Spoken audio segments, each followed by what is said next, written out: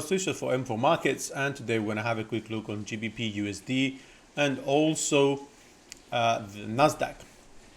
Now on GBPUSD, you know that we don't have an actual base channel that we can follow because we are far from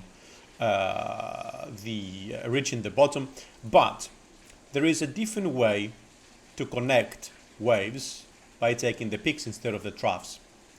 And this, if we did that, we can see that we have actually returned into this channel connecting the peaks, okay?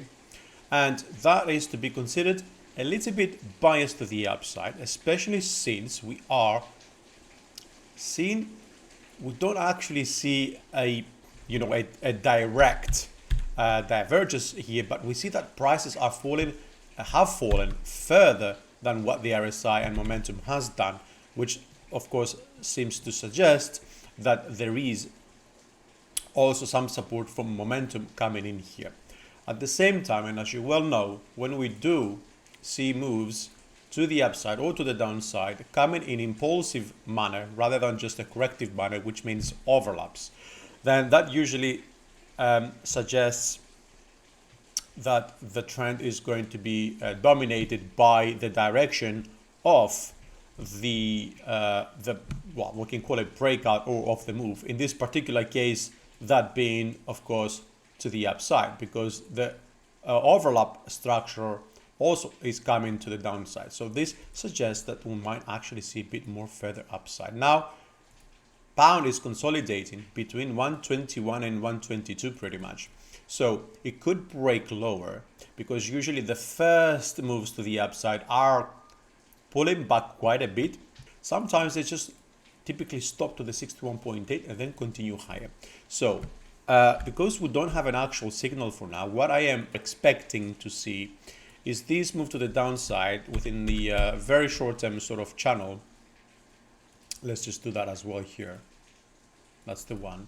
I expect to see a signal on the RSI.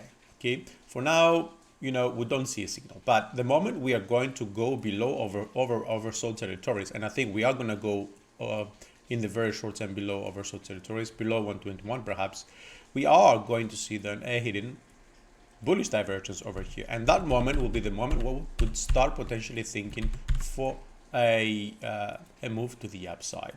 We saw Nasdaq the other day, and we talked about this move to the downside being quite critical because we broke outside that base channel, and breaking outside this base channel would either come with a retracement and further continuation, or a retest, or a false break, then a move to the upside, probably going to retest the median line, and then further continuation to the downside.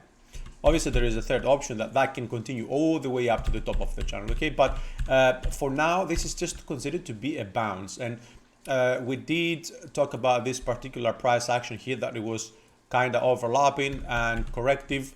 So with this signal actually coming in now, because it is a bullish divergence, then we are looking, prices are moving higher, and they do this also in an impulsive manner, which means there's no overlap. So we've got something like this going up, okay? And we have done the 23, the 38, and we're heading to the 50. But we've gotten stuck here at 1141, and this is the previous swing low of this particular zone back in December, okay?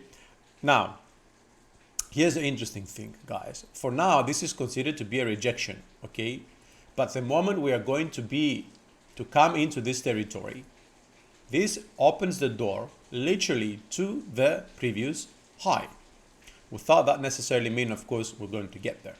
There is high activity around the 1167 level. You see that? So, and that is also in confluence with the 61.8 Fibonacci retracement of this leg. So if we make the assumption that this is 5 waves down, and we're going to see this being some sort of correction to the upside, then around 1163 might be the level that we need to take into account. But for both GBPUSD and Nasdaq, and of course other assets, let's not forget that today we have a very important piece of data coming out. This is the US inflation CPI, okay? And everything is going to hang on that report. Not the short-term reaction as much as what we're going to see after today.